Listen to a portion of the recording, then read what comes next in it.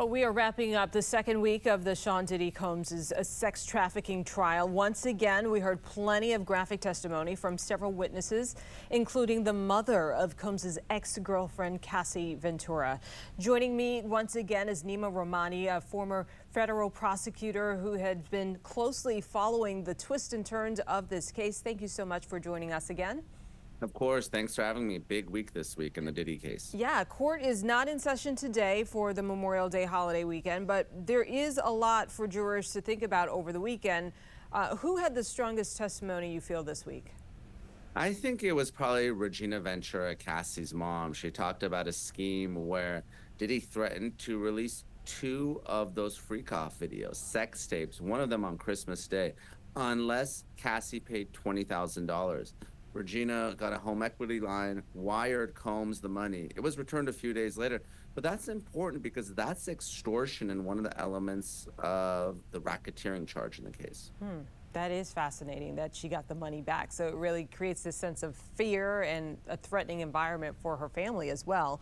You know, in the court of public opinion, I've been seeing a lot of people commenting online saying, yes, if this was a domestic violence case, he's guilty, but they're struggling to make the connection to racketeering and sex trafficking. Of course, they're not in the courtroom. They're not seeing all the evidence. Do you think that the prosecution is doing enough to make those connections for the jurors? I do, and I agree. This is probably the most common question I'm getting about the case. Of course, you know, sexual assault and domestic violence, those are state crimes. They're usually not federal crimes. So, you know, you have 3 sets of federal crimes here. The first is prostitution across state lines. I think that's proven with the sex workers coming from all over the country. And these incidents happening in New York and Ibiza and across state lines, international as well. Then you're talking about sex trafficking. You know, one common misconception with sex trafficking is it's not human trafficking. It's not like, you know, someone has to be kidnapped and locked up. Sex trafficking is just sex with force, fraud, or coercion. There has to be a commercial element and there has to be an interstate component.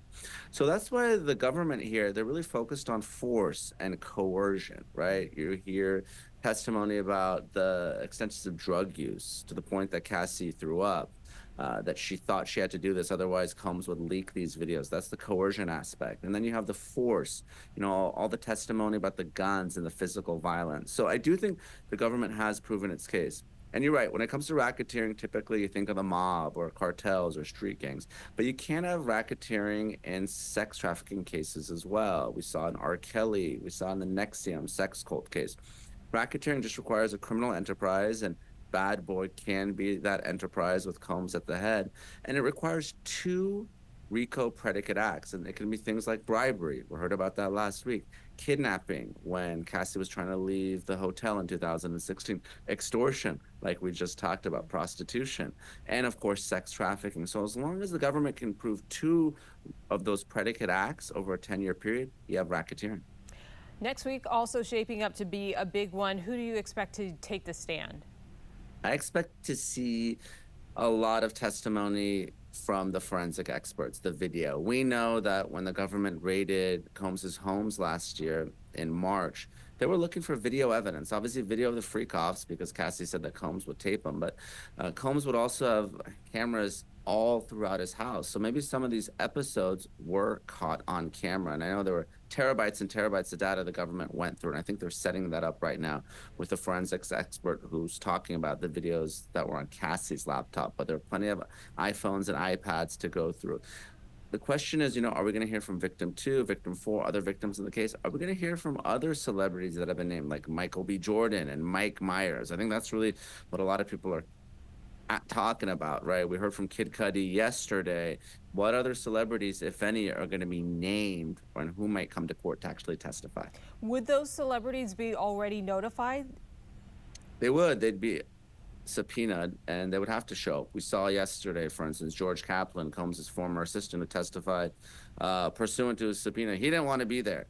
And I think if you're a celebrity, the last thing you want to do is have anything to do with the Sean Diddy Combs case. But if you're served with a subpoena, you're going to have to show up if you were a witness to any of this activity.